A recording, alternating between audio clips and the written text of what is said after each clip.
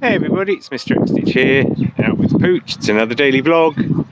Posted a really good blackwork portrait by Natalie Zoe on my Instagram today.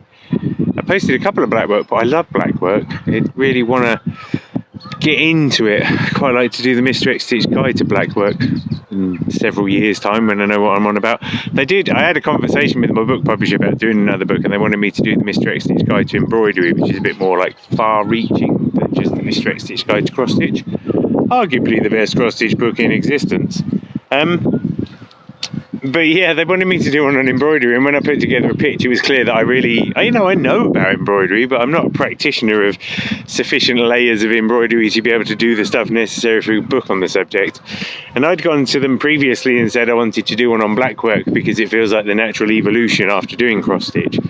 And while they weren't keen at the time, because I think they had a few blackwork books coming out, and just that idea hasn't left my mind, and it still ruminates along in there. And I see people doing amazing things with blackwork, and it makes me want to get a needle and thread and bend the laws of time and space so I can sit down and do some.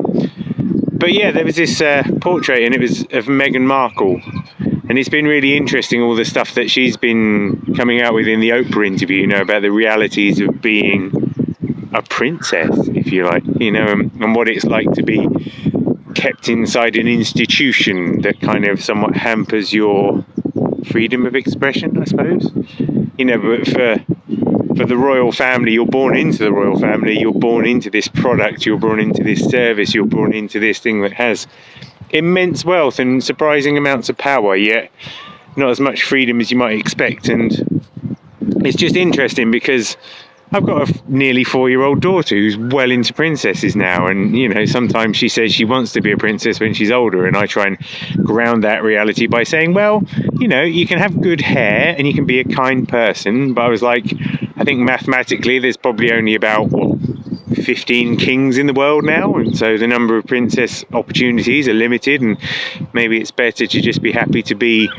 a doctor or an engineer with good hair and a nice heart, and maybe you can live in a castle of your own somehow or something, and just try and downplay the idea. But the princess meme, it's so strong. Disney princesses, all of those sorts of things, it's such a strong thing to fight against, and yet when you actually sit down and you listen to what a real princess has to say about things, if they're allowed to express their opinions at all, it's not the life you want to lead, right? It's just another one of those dream shattered moments, I think. I've always enjoyed listening to Russell Brand's books when he talks about, he was an A-list celebrity for a while there, and that didn't bring him any happiness. You think you're chasing these dreams, you think you're chasing these marketed illusions, and they don't make you that happy.